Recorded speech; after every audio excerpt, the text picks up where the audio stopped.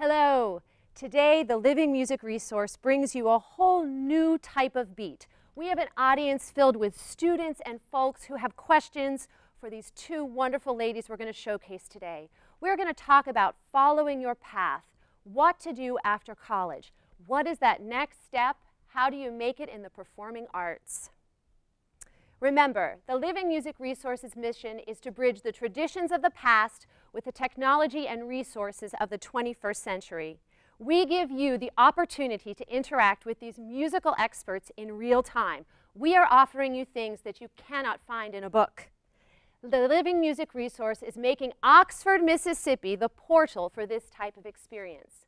I am Nancy Mariah Balach, the Living Music Resource creator, editor, and host. And I hope you are ready to ask questions. I hope you're ready to tweet at LiveMuseRes. I hope you're ready to email livingmusicresource@gmail.com. Or if you're on that YouTube site, which I hope that you are, and you've come to this through our website, in the bottom corner, click on YouTube, go right to their channel, and you will engage the chat feature. We want to hear from you. The music research revolution continues!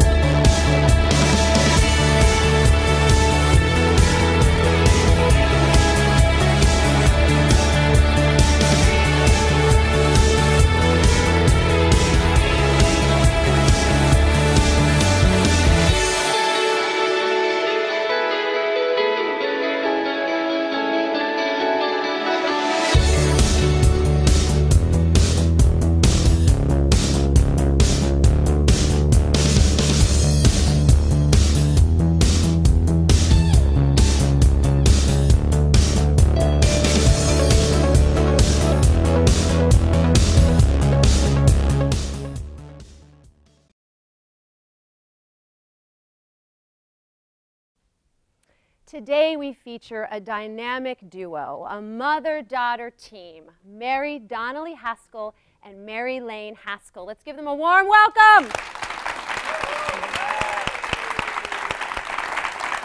We are gaining insight from two generations on the performing arts, and it's so exciting. These two ladies have made their mark and are continuing to make their mark. Let's talk a little bit about Mary Donnelly. These are just a few little highlights. These are just a few.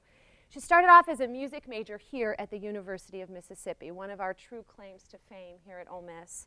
She's a former Miss Mississippi, accomplished singer. I mean, how many people can say they've sung at a presidential inauguration, which some have enjoyed in our pre-show.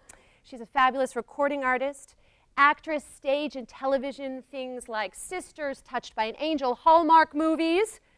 Mary Lane Haskell, another awesome artist. Theater major, going from two different angles here. Graduated from the Tisch School of the Arts, named a 2011 Broadway Rising Star. Featured vocalist in Broadway by the Year concert series, made her Carnegie Hall debut with Michael Feinstein and Elaine Stritch. She also has TV credits such as Scandal and Law & Order SVU. But I want to say, the most important thing about these two ladies are their generosity, their intelligence, and their absolute genuine nature. I just am thoroughly impressed by both of you as human beings. So thank you for being here. How are you? It's our pleasure. Oh, we're good. Good. You know, got off a plane from New York last night at about midnight, so feeling good. Feeling good. Well, you know, once you get to inside the Oxford city limits, everything just kind of slows down, and that's where she's, I think, her happiest. It's really nice. A little recharge, regeneration. Yes. Yeah. You cracked me up, Mary Lane. You know, the subject is this finding your path, forging forward, what to do after college. But something you put on Facebook the other day thoroughly cracked me up. So she translated the title of what this should be as, we're all doing just the best we can, EPAs, restaurant jobs, and eating Chipotle on the floor of your studio apartment. I think that sums it up. You know, like when you think about what it is to find your path, find your journey, find your way after college, especially when you move to New York and say, I'm going to, you know, pound the pavement. Do this. Do this thing. you have to find your way through it. And for a lot of us, it's not so glamorous. It's not. And so my motto in life is we're all just doing the best we can.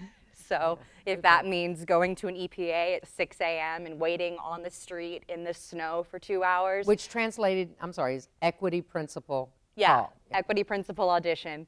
And so that's the auditions, and then, you know, what do you have to do to allow yourself to audition? You have to get a survival job, getting that restaurant job, going and waiting tables. And then when you get home, it's like you're trying to save your money, and sometimes you're living in a really small apartment like me, and you don't have even have room for a dining room table. So I'm sitting on my floor eating a burrito bowl, living my life. Cozy, So- though. Cozy, Yeah, right? cozy. Cozy. Something I want to dive into right away, and a lot of questions have come in about this idea of who mentors you, influential people. Could both of you talk a little bit about your main mentors and people that have influenced you? Who makes the biggest mark, Mary Donnelly? You know, that's an interesting question because it depends on what chapter of your life you're in, right? I mean, I think here at Ole Miss as a music major, and I was also a performance major, and so I obviously was majoring in music education because I was always thinking, how am I going to pay the bills? And although I was following my dreams to be a performer, Cynthia Linton, an amazing woman here who retired a couple of years ago, but Cynthia left a very large imprint on the music department and countless singers, I can only imagine. We who have came actually a through the few in program. the audience today here who studied I'm sure with, who studied with Cynthia. Laura Eads here, yes. And I found that part of obviously becoming a really, you know, accomplished or certainly prepared musician is to learn your craft. And Cynthia did that for me in triplicate. But what she also did is she understood who I was as a singer. Yes, I was a music major. Yes, I was singing my share of arias and art songs and German lieder. But it was interesting because she also knew that on Thursday nights I was down at a club singing, you know, the Great American Songbook with some of my actual music professors who needed a girl singer, and I was, you know, channeling my inner Rosemary Clooney. I love it. Now, what was funny is that's where my heart was. Absolutely. That was my voice. That was the voice I was meant to find, and certainly ended up being meant to make a career with. And so although the technical aspects of studying the art of music were important, she got what my bigger picture was. And I think anyone, if you find a mentor who appreciates your talent, sees that seed within you that they want to be a part of nurturing, and doesn't limit it, you know, just lets you shine the sunbeam you're meant to shine.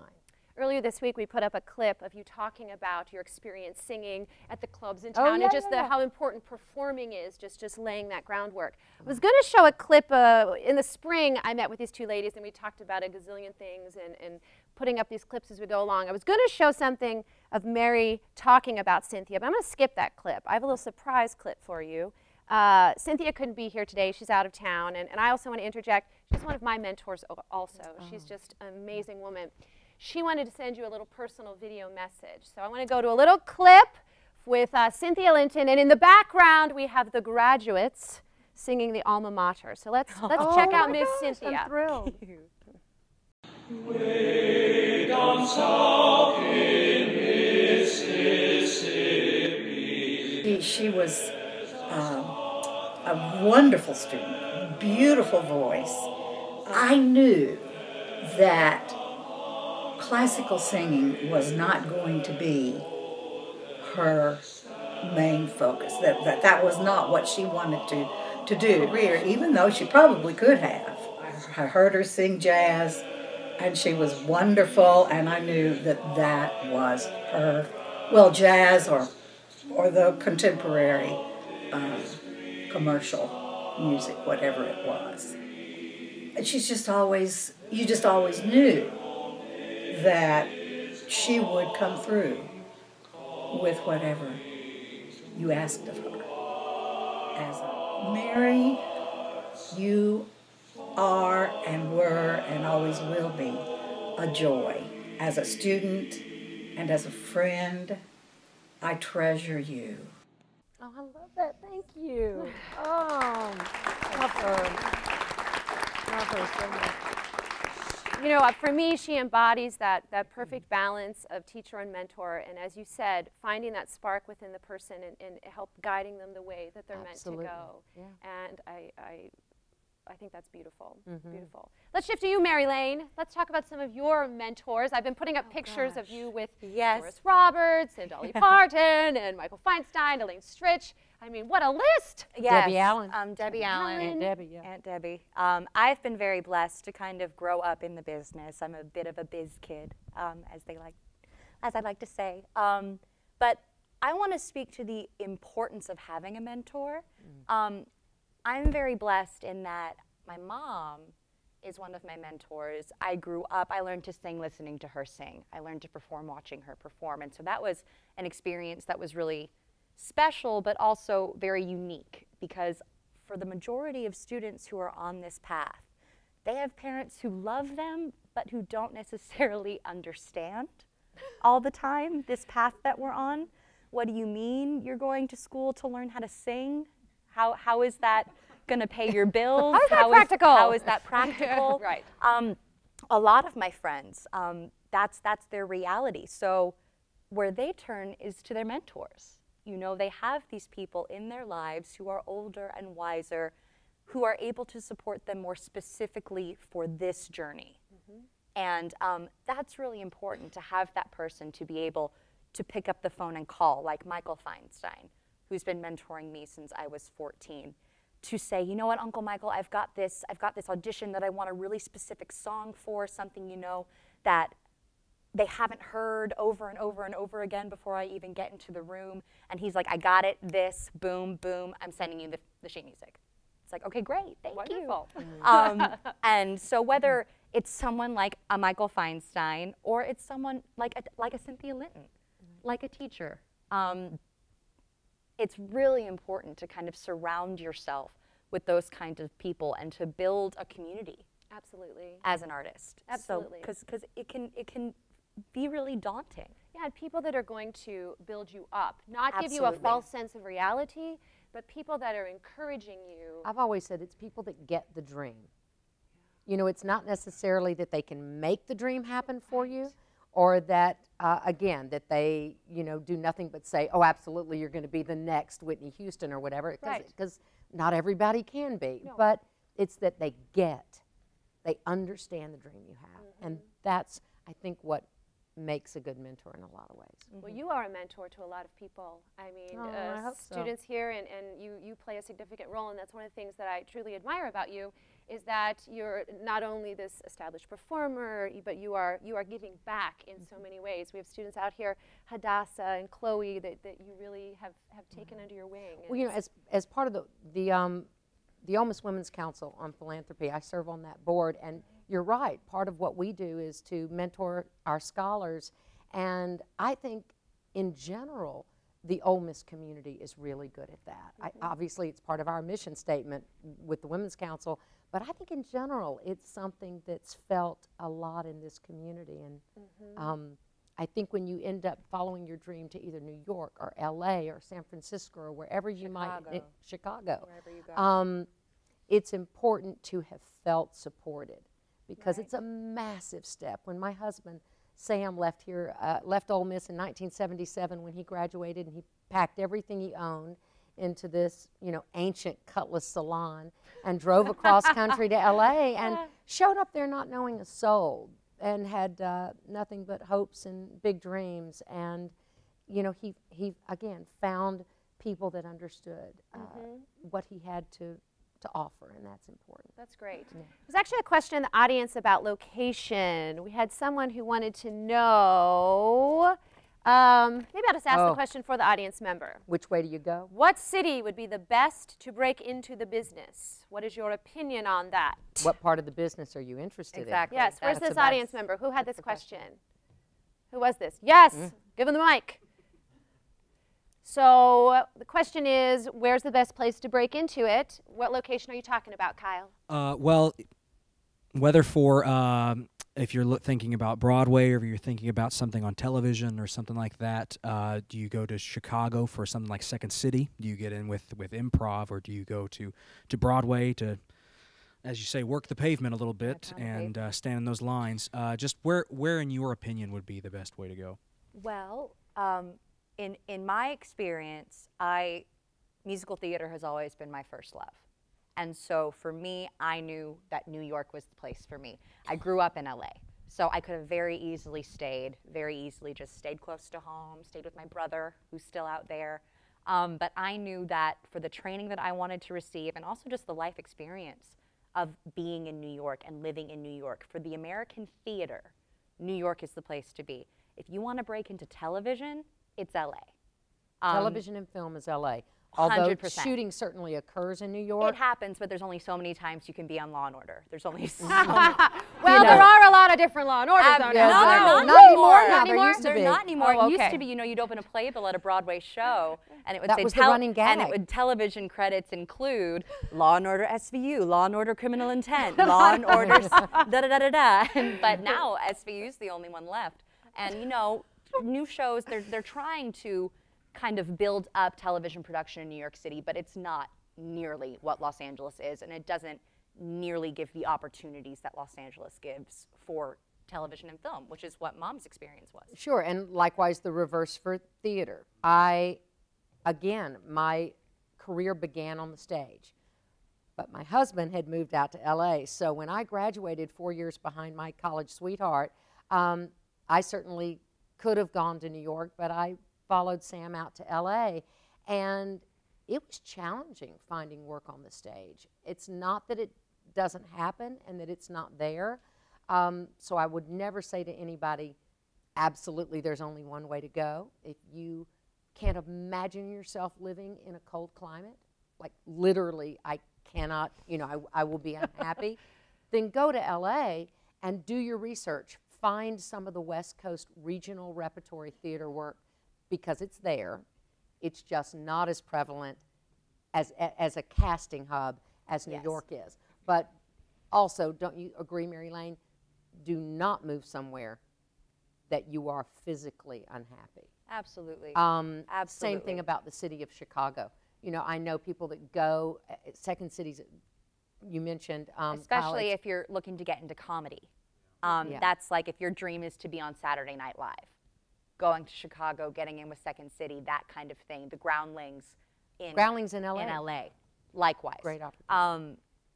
That kind of comedic work is also going to help you if you want to be an actor. It's not going to help so much with the music journey.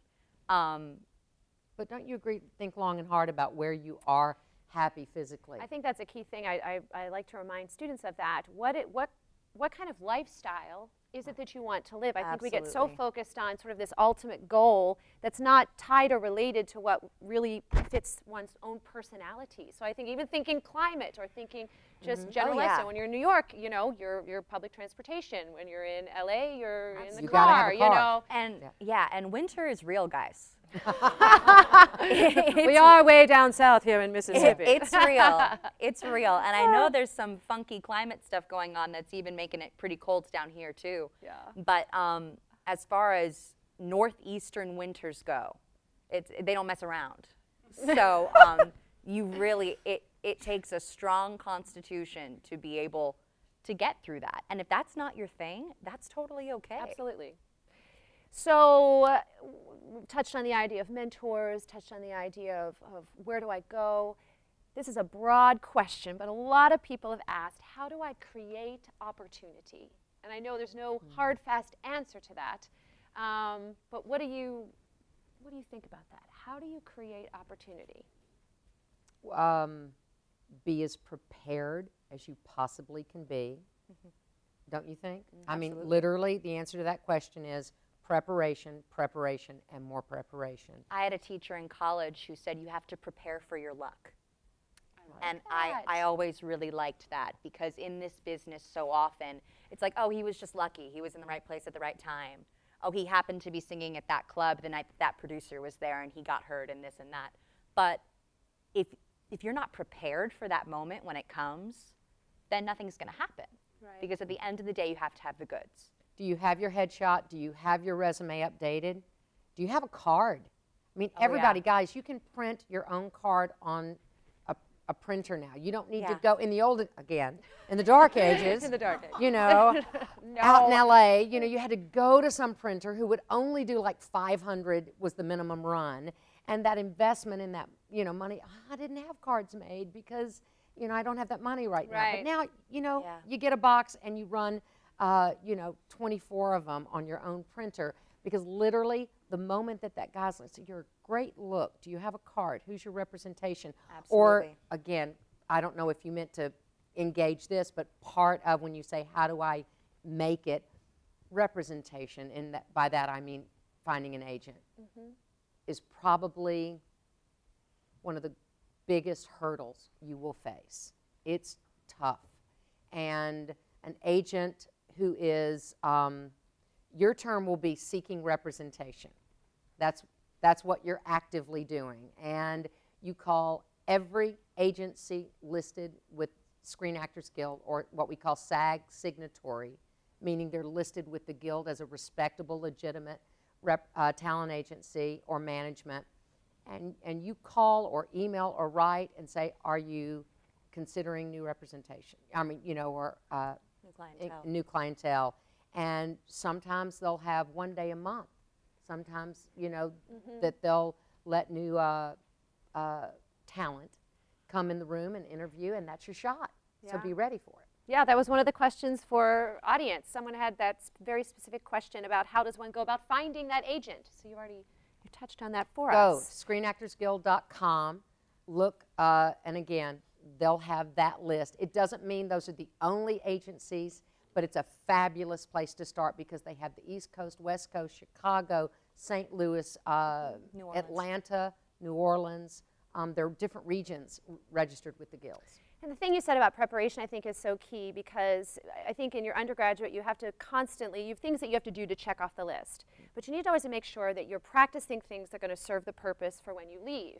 And you can be practicing this idea of preparation daily as that student for whatever little project it is, you know? And it doesn't matter what type of performing you're going into. I'm thinking about, you know, in the opera world, so many people's careers are catapulted by being the cover for a certain role as a young artist, or covering, and then you finally get that opportunity to step on the stage. Are you ready to do it? I mean, it's one thing, and I've seen it happen both ways, where you have this young person who's been cast and given this opportunity to cover, but they never learn it, and then that opportunity goes by, and other people whose careers are just put on the map by having that opportunity. Something I put up a clip this week, you talking about small jobs and how it's a paid master class, which I love. I'm going to steal that. I'll give credit to you, I promise. But this idea of take those small jobs, and I think that's another thing in creating opportunity. Watching those women work, that you need to jump in when you're given an opportunity, don't you think? Oh, absolutely, because, you know, I think we all like to dream and to write plays of what our life is going to be. I remember when I was in middle and high school, I was fearless with my dreaming. And I would just say, I'm going to move to New York, and I'm going to be on Broadway, and I'm not even going to finish college, and just, you know. And over my dead body. Nobody in here does that, right? No, Nobody. It's a whole nother story. And that's not realistic. Yes, is that some people's path? Yes, was I in school with a girl who left after first semester of freshman year because she booked August Osage County on Broadway? The understudy, mind you. Wasn't she originally the understudy? She was the understudy. And I said, now, Mary Lane, look, she is giving up her college to be an understudy, to sit there, cut to 6 months later. She's the lead. She's the girl. She was ready. She was ready. Ready. Absolutely. So yes, does that happen? Sure. But it's not everybody's path, you know? So it comes down to building a reputation for yourself in the industry. Being the person that people enjoy working with, being the person that is ready, prepared, and will do that small gig. That you know, idiom, there are no small parts, only small actors, as cliche as it may seem, it's true. It is true. And kind of where I think, not just in my episode of Scandal did I experience that paid masterclass feeling, but as far as music is concerned, and kind of more if y'all are on the path towards opera and classical performance, the young artist programs that are available out there. I had a friend who did that, and yes, he was on stage and he was doing small little roles in Rigoletto and La Boheme and things like that, but he's being paid to be there to watch these masters that get flown in from all over the country to play Marcello or Rigoletto. So that was worth it. Taking that time was worth it, not just for the credit on his resume, but for the experience that he had sitting there watching these people work. You have to just be a sponge, and you have to soak up every opportunity and every bit of information you can, because the day's going to come when you're not going to have the job. You're not going to have that support system. And so you have to just, if you take that time, you'll have that foundation built, I guess is what I'm trying to say. Yeah, and I often think people think it's going to be like this big door of opportunity. Like it's just going to be like obvious. And I say a lot, it's not. It might be a little crack of a window that you then have to open, you know? And No, you have to. Hollywood is not Oz, and there are not the giant doors with the, guy behind. It's, it's not. Absolutely. No. May feel that way, but it's, This ties into the idea, I think something we often don't want to talk about is that this is a business. You know, we tend, especially in school, where they're like, I'm bettering myself, I'm learning, I'm an artist. But you're a business yourself, going into the larger business of the performing arts. I want to play a little clip of you, Mary Lane, talking about joy in the business. Okay. Joy in the business.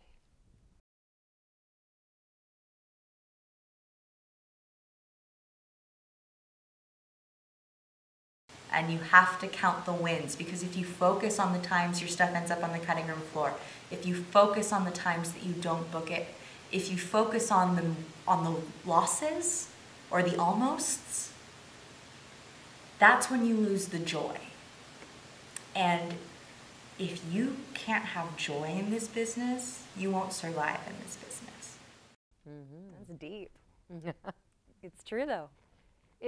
You are deep, by the way. I mean, you just have this. She just has this this older spirit, this older inner. It's just, it's beautiful.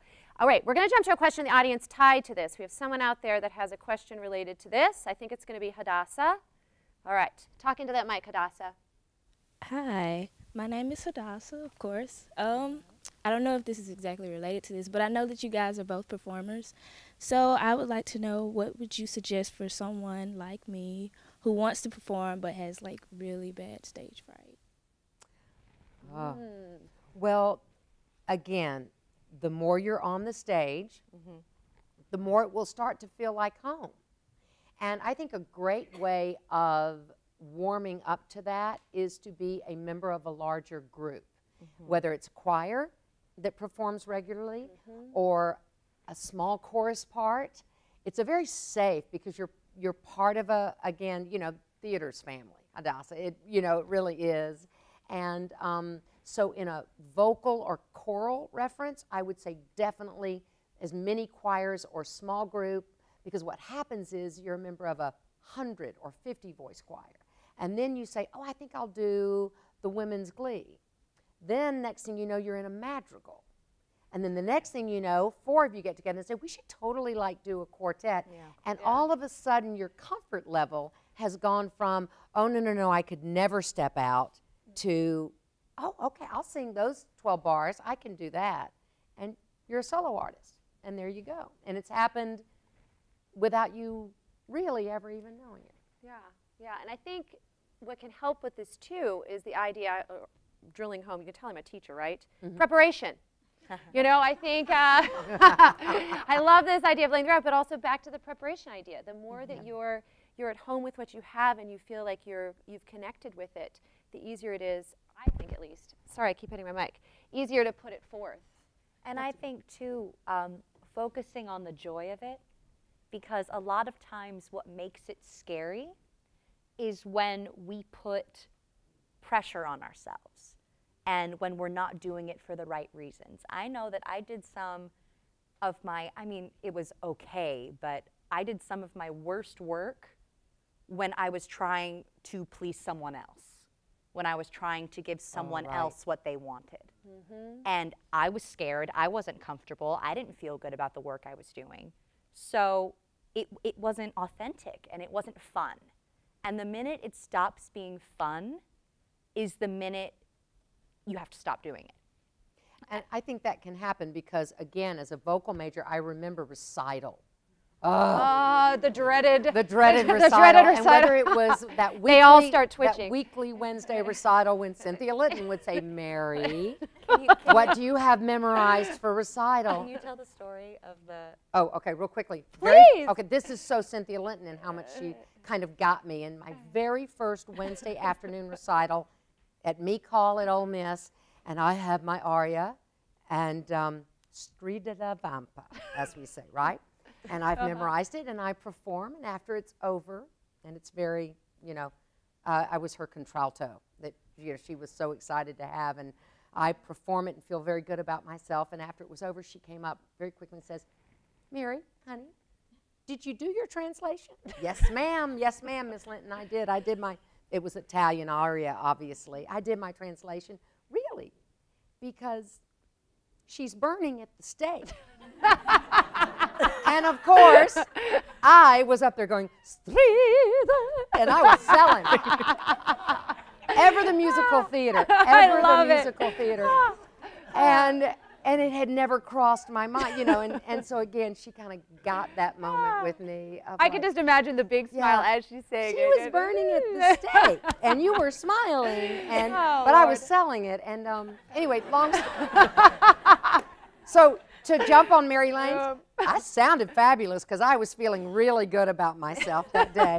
But I'm sure, again, intent, you know, is everything. I think that you, going back to the point again, you really, yes, there are times you're being judged. There are times that you're thinking, what are they, be it at a competition or just, you know, on a recital stage, or people that have paid for a ticket to a musical that you have the lead in, so you feel this like, oh, I want it to go over. I want this concert to be a hit. Or for a casting director at an audition. Oh. You've got these 3 people sitting behind a table, and you want so much to please them to get the job.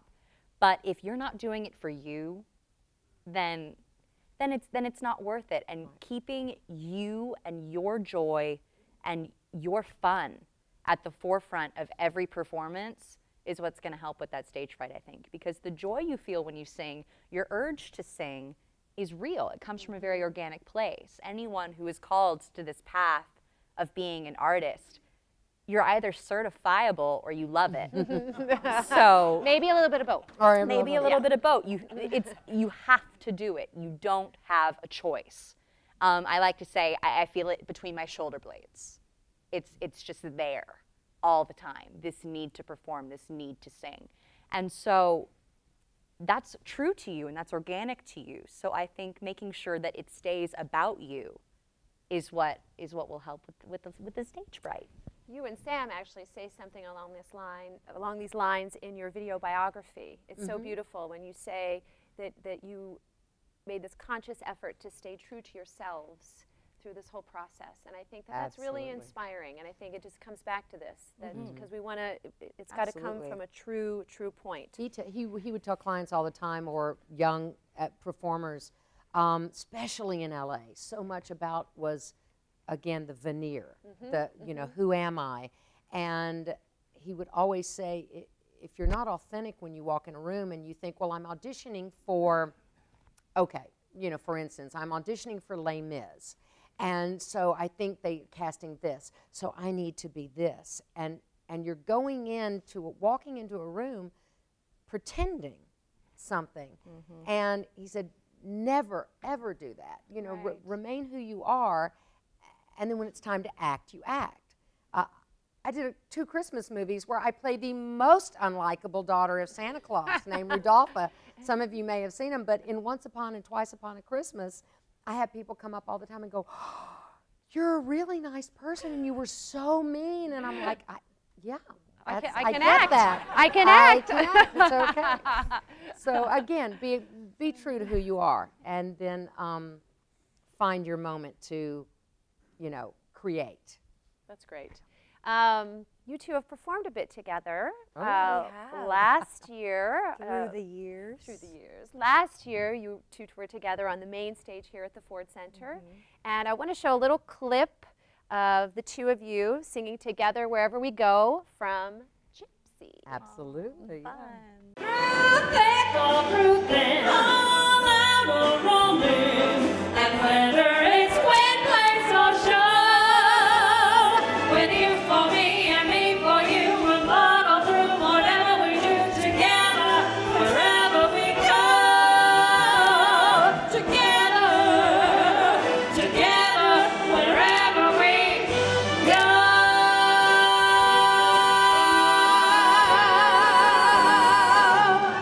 Oh yeah.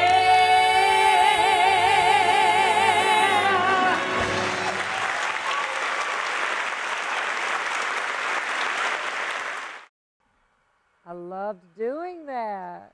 I want to apologize about that last big note. You're being all lovely and like looking at me and reaching out, and I'm just belting. Like, Hey, notice me. No, I think it's great. It's great. We called it our Liza Judy. I Oh, would. Liza That's Judy perfect. moment. That's what you need to do. A concert geared that way. Liza and Judy. I've never thought about Need that. to. Here. without, what do you think? without the dysfunction. Yeah. Yes. Yeah, without the dysfunction. Just the No vocal part. We'll work Let on it that. be said. We're going to work on that. That We'll would work be on it. brilliant. Yeah. I love that. We idea. already so do the, you know, the great kind of famous duet, the Happy Days. Get Happy. Get Happy duet that Judy Garland sang with a very baby Barbara Streisand originally. Sailor and then- shirt. Oh my God. Yeah, when she was at the Palladium in London, she called up on stage when it was time to sing that song. She called her little girl Liza up on stage, and the footage, Google it if you've never seen that duet, because it's a baby Liza Minnelli walking on stage at the London Palladium to join her mother, Judy Garland, to sing that duet, and that's kind of what we based our arrangement on. I love that. Well, one of the questions that's come in, this came from Charleston, was besides Dolly Levi and Irene Malloy, which I should say, couples of years ago here in Oxford, you also did Hello We Dolly. did, right here at the Ford Center. What are some other dream duos that you would like to create or recreate together? Oh gosh. Could be mother-daughter or otherwise. That clip right there is one of them, because that's from the show Gypsy. Gypsy. And so I have always felt like, and again, it needs to be age appropriate, so I'm actually just now old enough to play Mama Rose. And to her Gypsy, we would love and adore that Louise, someday. I would love that. That Yeah. would be amazing. We're laying all sorts of plans here today. And then another fun thing that we got to do back in LA, Oh we my did gosh. Hairspray. And she was Velma and I was Amber. Fun. She was, yeah, That was- Velma Von Tussle. And my She- Baltimore Crabs was a lot of fun. You know, sometimes She it's a was lot more fun fierce. playing the Oh, yeah. less likable character, because you just get to go all over the place with it that you wouldn't otherwise do. But yeah, Hairspray was a lot of fun. And I think one of the roles that I, again, have dreamed about playing one day is Mame. And I'm just now the right age, and there is not another role that's really right for Mary Lane, but there's the role of Gooch, which I always said to Mary Lane. She went, what? I'm going to be like, you know, the assistant. I said, well, it'll be fun. And also It's the meek assistant who who ends up living, who goes out. goes and lives a little too hard and comes back pregnant. Yeah. little present. I lived. Yeah, So- it would be fun. But we'll see. You know, it's one of those things where I know there's some remarkable contemporary musical theater out there. There are new pieces being written every day. I am a child of the old R&H, as we call it, be it Rodgers and Hammerstein or Jerry Herman, who I just, all of his musicals I love. There's another musical I would adore doing that was called Jerry's Girls. Oh, I love Jerry's Girls. And, you know, I don't know if you've ever seen it, but Jerry's Girls was a compilation of all the best Jerry Herman music ever written. It's a review. It's 4 women, and they perform a review. And so we could obviously do that together because there is a track for a younger singer. That'd be perfect. And then we just need 2 other women to There you join us. go. And In there we my in my dream world, something that I would love to do with you, Adam Gettle's Light in the Piazza is I played Margaret She in played LA. Margaret in Los Angeles, and singing high is not in my skill set. So Clara would never, unless I were to tap into that somehow, be a role that I could sing, but just in my dreams. To be able to do Clara to your Margaret would be wonderful. Neat. Now, do you prefer working together in the structure of an actual show? Do you prefer the review? I mean, like a concert last April was. I think the freedom of a concert is so much fun. A concert or a review, there's just such freedom musically in that format. But I treasured doing Dolly with Mary Lane didn't because have much scene we had a couple of scenes together. But the time you spend in a company atmosphere, again, it's a family. And so there's something to be said about those 6 weeks of company rehearsal that I treasure. All the friendships you make in that kind of environment. And doing it together too, you know, I think when we did Hairspray, I was still in high school. And so I was still very young and early in my journey. And so for us to be able to come back together and As professionals. and rediscover each other as artists. I mean, I felt that watching you, I continued to learn so much, and I kind of loved getting to show you what your money earned. I guess. That's true. Good investment. Yes, What those checks to NYU, yeah. Well, I just want to remind people you can still be tweeting at LiveMuseRes and email livingmusicresource@gmail.com. Speaking of which, we have something from Twitter. Ashley wants to know, what was your most memorable auditioning experience? Any sort of off-the-wall Oh gosh. silliness, whatever? I've got a pretty bad one. Sure, why not? Well, mine's funny. Do yours first, and then I'll end with a laugh. Well, it's kind of funny. This is going to sound so New York, but I was on a juice cleanse. And it was the 3rd day of my juice cleanse. So New York. And I had planned to go to 2 auditions on the 3rd day and 1 audition on the 4th day. But I got to the Actors Equity Association building, which is where all the auditions were taking place. And it just so happened that the audition I was planning to go on the next day still had appointments available for later that day. So I had seen my friend Michael in the line, and he was like, just do it. We'll like go get lunch after. And I said, well, you can eat. I have to drink juice. But so I said, you know what? You know, let's just knock it out. 3 in a day. I had done it before. And then the next day I would be able to just kind of chill and rest. So do my first one. It was a Shakespeare audition. Did my monologue. Felt really good. Did the next one. It was a chorus call for the Unsinkable Molly Brown. Did my 16 bars. They didn't cut me to 8 bars, which was really great. And then I go back up to the Equity Building to get to my 2:30 for this dinner theater production of a show that they had come up with called Sing for Your Shakespeare.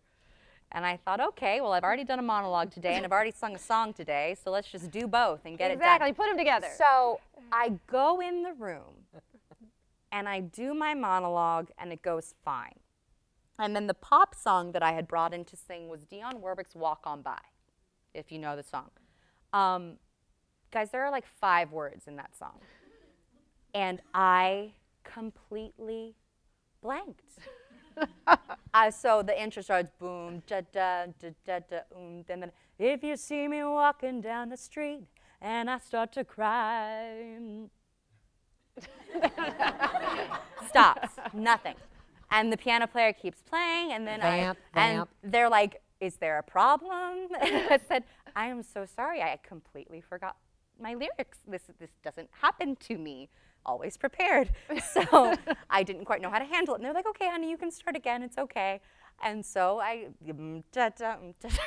if you see me walking down the street and I start to cry, da ba da da da, walk on by. Like just could not get through the song. And I left the room and I was like, this is what happens when you try to go on 3 auditions after having nothing but juice in your body for 3 days. Are you still juice cleansing to this day? I think she posted that that comment that day. Said, I'm done. I think it's over. So I finished the cleanse, but it was hysterical. And I looked at my friend Michael and I'm like, well, why did you convince me to do this? So know your limits, I guess is the moral of that story. And have some protein. No, I don't know. Yeah, Right. Eat food. Well, if know your limits is one, mine would be never be afraid to make choices. You know, actors say it's choices, right? I love choices. Choices.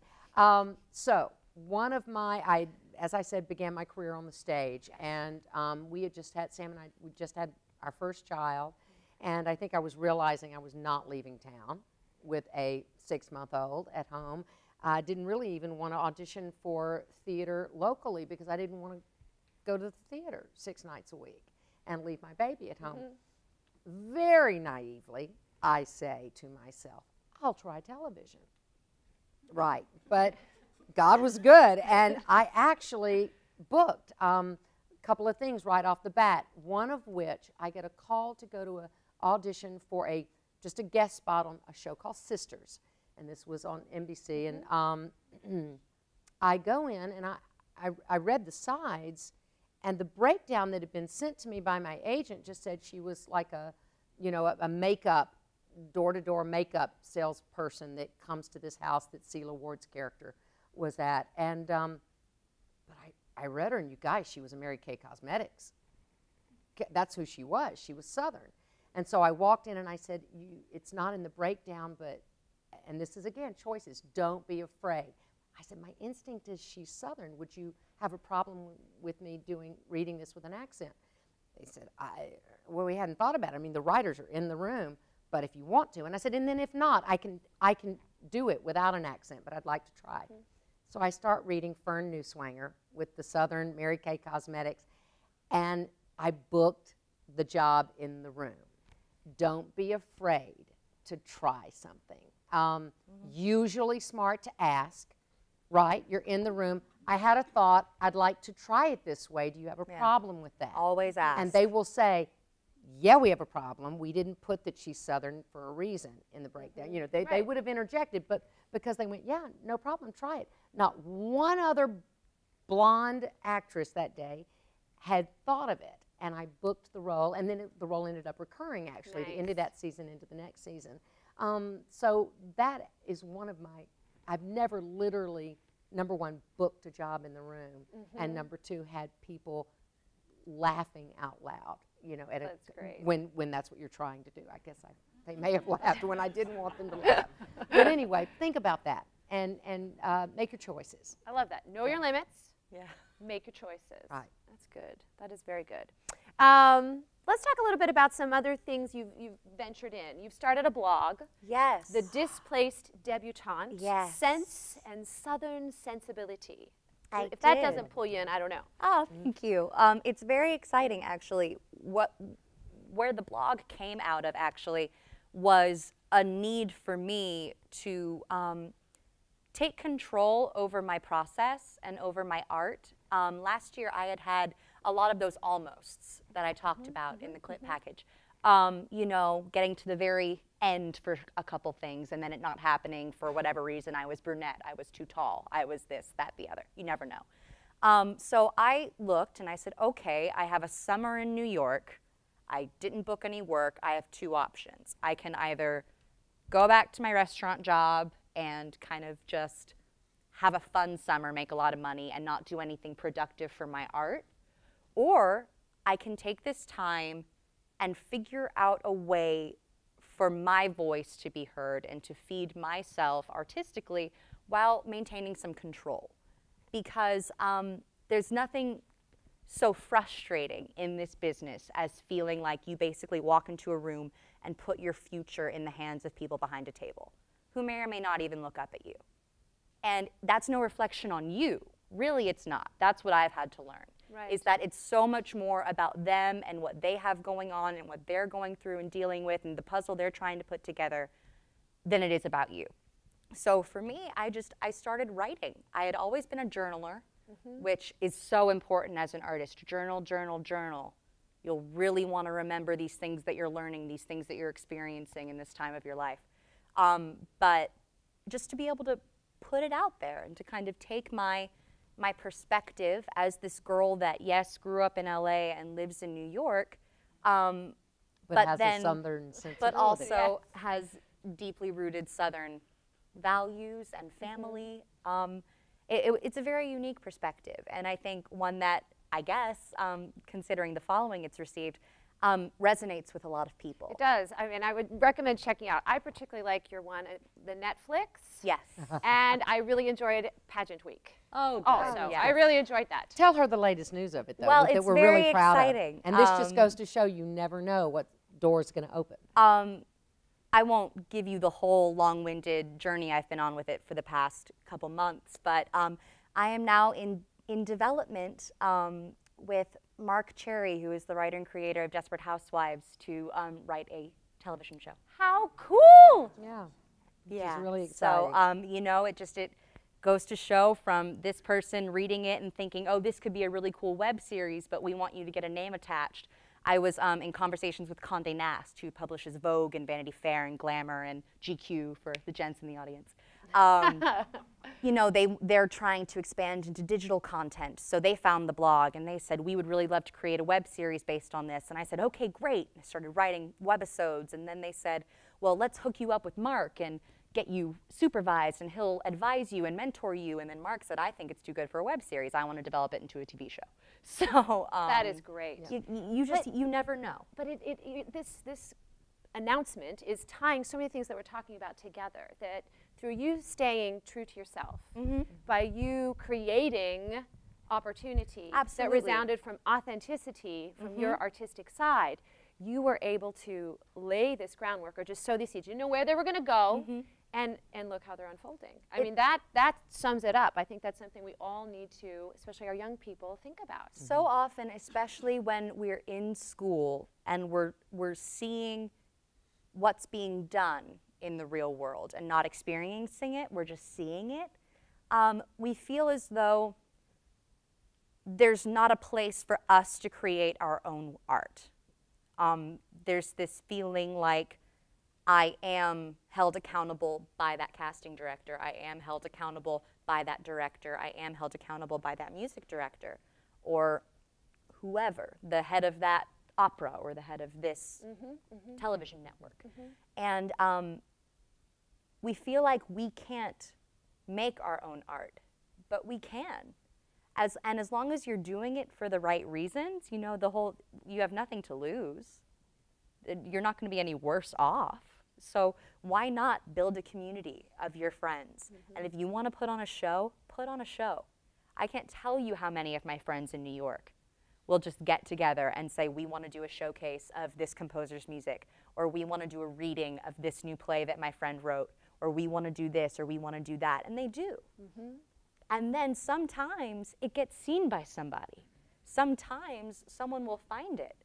Sometimes it pays at the end. You just don't know where it's creating a If possible you do it opportunity. with the expectation of getting a big check or getting stardom or getting this, then it won't feel right. But if you do it organically, again, that need to be creative, that need to make art, if that comes from an organic place inside of you, then there is nothing to stop you from doing that. Well, I'm going to tie this. We're going to transition here to something we do during the beat, just watching the clock, which is we always play a game. We got to keep it lighthearted. We're going to transition to that. But as we transition to that, we're going to go to a clip of you guys talking about bridging from academia to the performing world, and it dovetails to what you were even just saying, this idea of staying true to yourself, because I think in university, you talk about this. We think too much about what the professor wants or what someone else wants. Or technique. Technique. How do we stay true? So we're going to go to this clip, and when we come back, we're going to play a game.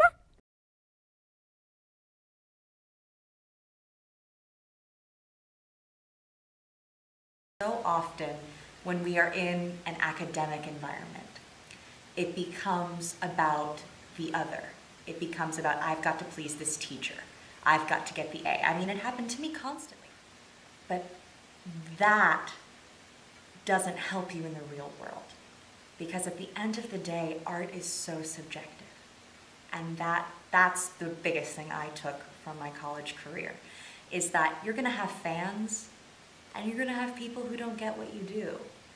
And that's okay. And it's hard when you're in that academic environment and you so want to please and you want to do right, that you make it about the other, and in doing that you sometimes lose yourself.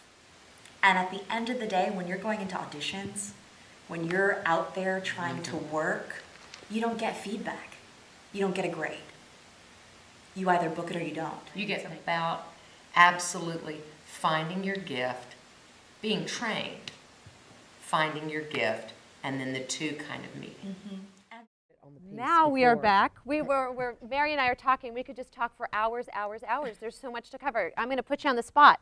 I think we need to set up another meeting of just getting some video footage that we just put even on the site. Sure. We'd love it. And Absolutely. then I'll bug you too about coming back for another one of these too. And if we didn't get any questions answered that are still left over, Good. Do them Good, on the good. website. Yeah. All right, so we are about to play a game. Some of you may know this as Password, but here at The Beat, we are calling it Miss Word, Mr. Word. So what will happen is, my lovely contestants here, Mary Donnelly, paired with Justin Watkins, graduate student at the University of Mississippi. With, on the other side, we have Mary Lane Haskell, paired with Mr. Kyle Davis, also a graduate student at the University of Mississippi. They're going to get a word. They have no idea what the word is. My initial female contestants are going to give a one-word clue to their partner, and they're going to try to guess the word. If they don't get it on their first guess, it comes over to the other side. The first person to guess it correctly gets a point. There will be prizes at the end. Are hyphenates okay? Within reason. Yes, compound words. Yes, compound words, and a little gesturing is okay as long as you're not. Choreography. Yeah, as long as we're not, I don't know, I'm a unicorn or I don't know, whatever. All right, here we go. Handography, as we like to call it in our house. All right, there's the first one. And Mary Donnelly, you're first. Good. That gives me The word is freeze. Do I not get to look at it? Q. Freeze. Oh, come on. Oh, come on. I'm sorry. Rick. I would have said like Freeze. Arnold Schwarzenegger, Mr. Batman, anybody. No. Okay, sorry. All right. You've got some stiff competition, y'all. So sorry. No, I love it. I love it. Okay, there's one. Moving on. This time, Mary Lane will be first. Oh, gosh. She'll be first. Do I'm I- so jealous I'm not playing. Do I go? Oh. The word is prince. Charming. I'm going to assume that that's not a gesture. I'm going to say that that's Prince Charming. All right. I think we're going to have to like tie their hands behind their backs or something. I thought we It's- said gesturing No, was it's, okay. I'm totally teasing. I'm totally teasing. I'm totally teasing. All right, next one. This time goes to Justin and Kyle. They're going to be giving the clues. Who goes first? Justin goes first? Don't Yes. mess up. The word is cabaret. Piano. Keyboard. No. Oh! What'd you guess? Piano, and she guessed Keyboard. keyboard.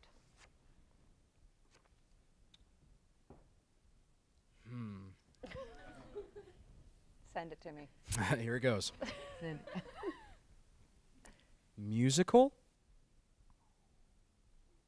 Instrument. All right, this is good Oh, because that's it's what I was getting gonna intense. say. thought piano. Yes. Yeah. All I don't know right. how you're going to get this one.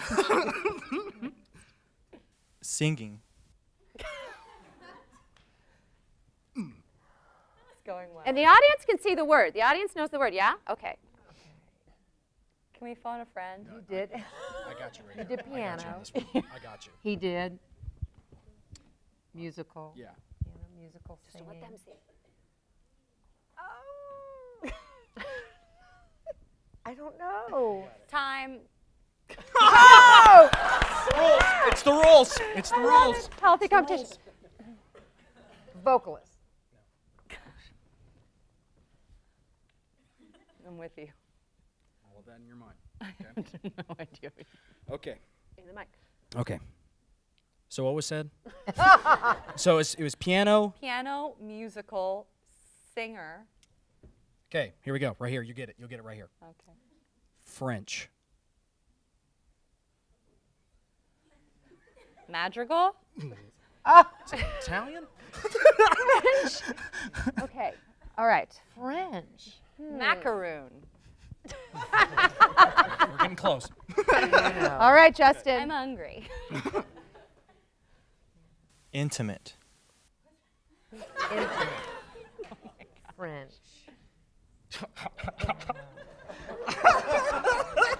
Oh, I think I know Yeah. actually. Oh my gosh, this is too funny.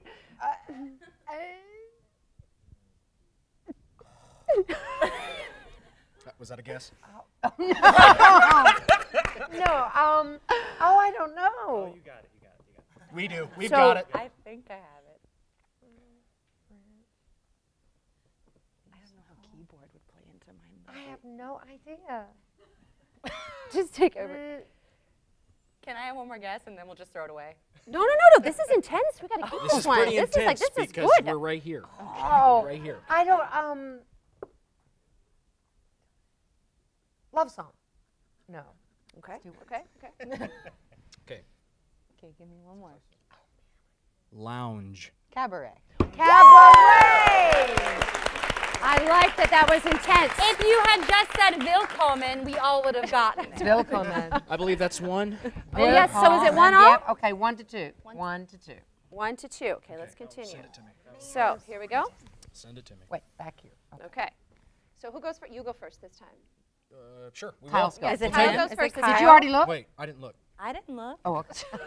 Not that I'm There are competitive. big but if- prizes at stake here, folks. The word is Hollywood.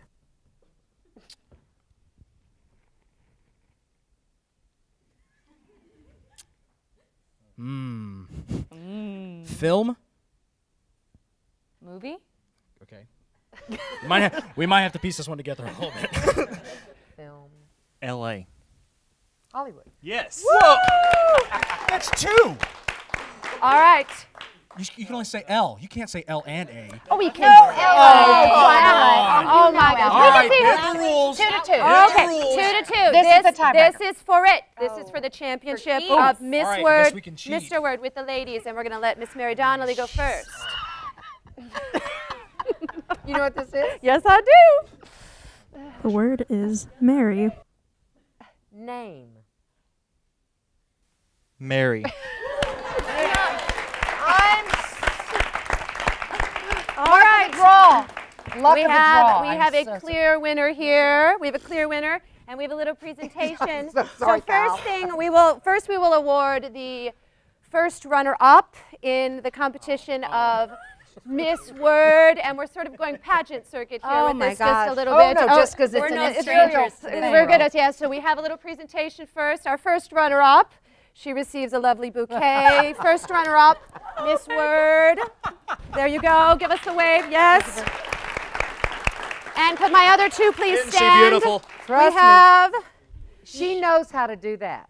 I'm just saying. But you've already have won you one put of it on these. so I How can can Good, that Zach. win? I'm so sorry. We have Mr. Word want the here with it on his Well tie. done. And we have Miss Word. Let's Thank put you your so sash much. on. Thank Yes. you so much. There she is. Here we go. And you get your own. Yes, lovely, lovely. Oh, that's it. And the big award, the Actually, flowers. Thank you.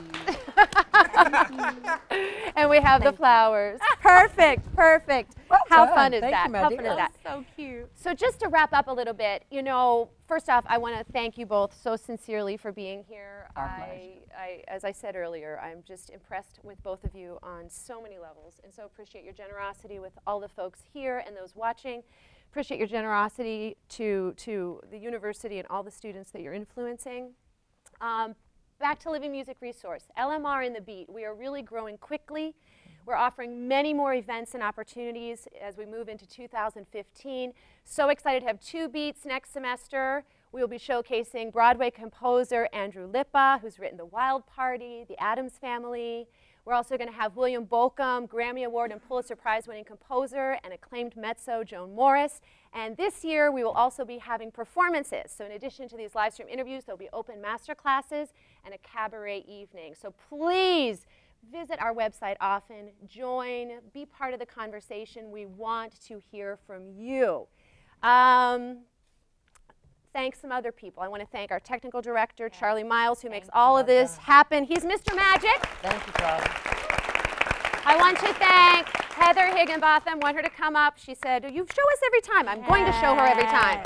Heather Thank you, Higginbotham. Want to bring up the Beat team. We have Claudia Salcedo, who is Flower Girl here. We have Megan Brock, Shalene Sugar, Carly Reeder. Where's Carly? Rachel Dennis. And new member, Melanie Culhane. Come on up. Also want to thank very sincerely the University of Mississippi, the Ford Center, and Sneed's Ace Hardware here in town for being great supporters of our event. And we're going to give something away here. When you came in, you wrote down your name on a little piece of paper, and we want to give happies. We're giving several happies. Those who had questions, Mary Donnelly has very graciously given us some of her Christmas CDs that we are going to give to those people whose questions were answered. But right now, we're going to give 2 lucky members of our audience the book Coming Home that has been autographed. And it's a great book, and Mary Donnelly has a chapter in it. So does Sam, so does Sam. And some other wonderful people. So I'm going to randomly pick 2. Let's see who we have. Art Lewis. Yay! Whatever Well winners! done. Woohoo! And I'm not looking. Virginia Smith. Yay. Virginia. Yay! All right. Gotta say it. The research revolution continues. See you January 2015.